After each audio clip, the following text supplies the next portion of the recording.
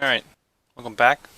What I'm going to do for you now, we'll assume that we've gone through the process of doing our pre-work and getting all of our images, maps, and everything that we need for a Roll20 campaign. We've already started the campaign. We've done all the setup to get it so that each of the maps for the scenario is in place. We've got tokens for all the monsters, perhaps hidden, perhaps not, as part of this. And the thing we're missing, of course, is the players. So we've reached a point now where we've actually got our table set up. We know who's going to be playing, what they're bringing to the table, what their characters are going to be, their names and stuff like that. What we'll want to do for those players is we'll want to create character entries for them. We've already got the campaign set up so that we're using a Pathfinder character sheet, but we actually need to get the characters in there so that, one, there's tokens for them, and two, that they can track whatever information they want to track in the character sheet itself. What I actually need to do is need to add characters for them. So I'm going to just do a couple here just to illustrate this. We're going to assume that for this particular scenario, we've got a gnome wizard named Begus, who's going to be playing through You Have What You Hold.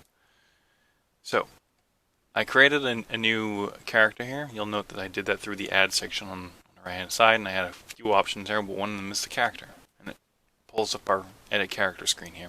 I'm going to name him Begus.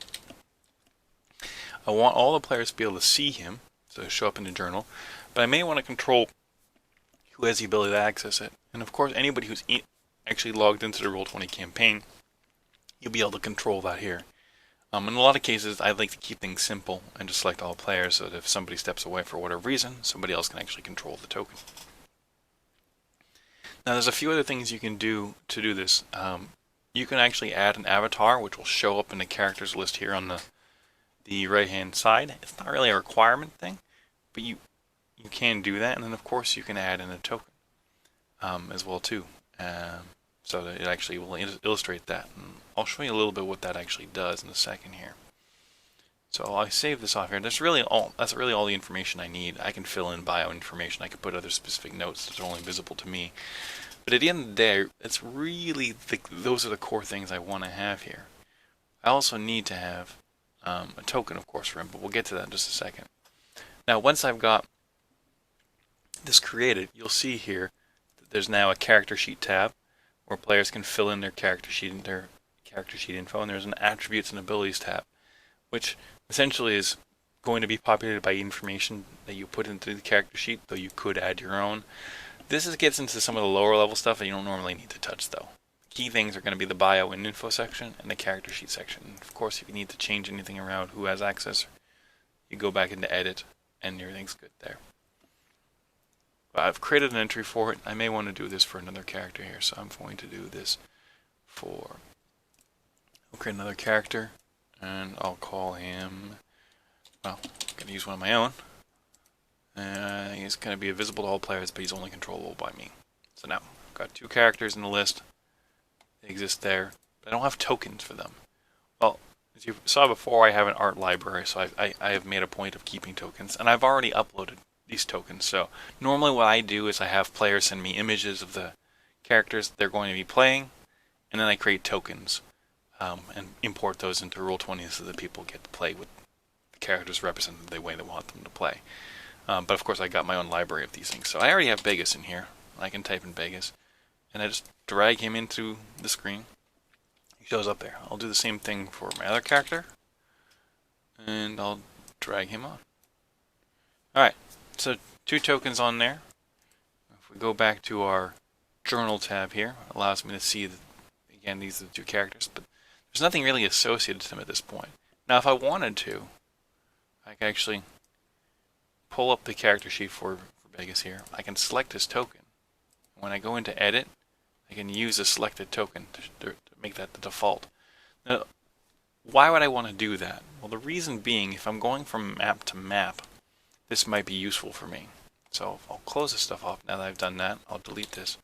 If I want to bring Begus onto the screen from the character, I can just pull it and it will automatically use the token I had identified for it. So if you want to do that, you have to do that step. Now, I've dragged the character on here, but here's a few things to note. Is that you're really not done. There's an extra step you'll need to do to make it so that this token is associated to that character. I do wish that when you did the drag and drop, it automatically did the associations. It doesn't. So you'll need to actually do this extra step. So you saw I went in and edited this token, and now I have the option to select that it represents biggest the character. Things like his name will show up. I like to turn on the nameplate so the players can see that. And if I go to the advanced tab, I can make sure that players can see the name. If I wanted so that nobody had control over the other elements, I can turn those things off as well. And if I was doing things like dynamic lighting or things like that, I would probably mess around with some of the lighting stuff. But we don't need to do that in most cases. Now, from a player standpoint, you can, of course, allow them, they'll have the ability to be able to do this. I tend to let them do that. But if they don't, I like to fill this in myself. So if I know that Vegas, for example, has 24 hit points, then I'll fill in the bar so that I, as a GM, can track that. It's particularly useful for play-by-post. If players don't fill this in, you can do it yourselves. And then, much like with the NPCs, you can track the PC's health. So the moment they take damage from a crossbow bolt, say, and takes 8 damage, you can track that for them as well. I repeat this process for all the characters we've got in there for this. Now for campaigns, if this were a longer campaign and not just a scenario, I would definitely flesh out the information a lot more.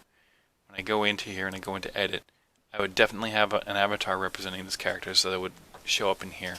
I would probably control things like level of access, and I would certainly make sure that the character sheet gets filled in some way, shape, or form so that if I'm running most of my games through the virtual tabletop and doing the rolling in Roll20, that information is actually reflected and is actually pulled from the character sheet. It is a bit of work to do it. There are ways in which you can import data from Hero Lab though, so keep that in mind, but it is a few extra steps. Again, from the standpoint of a scenario, a Pathfinder Society scenario, investing that amount of time is probably not worthwhile. If you're doing a full-blown campaign, I tend to like doing that. Again, not a requirement. This is really the core elements you'll want to have. And then I'll close this off. Now, once I've set up the players as well too, especially as we go when we're running the game from map to map, I could do the drag and drop, but if I'm using the hit point tracking, that drag and drop doesn't carry across unless you're using the character sheet. So for most scenarios, when I've got the stuff filled in, I just move the tokens from together, I select them, copy them, and when I need to move them over to the next map, I just flip over to the next map and paste them in here. Pretty simple process, and now everything around their hit points are tracked. I don't need to redo all that stuff.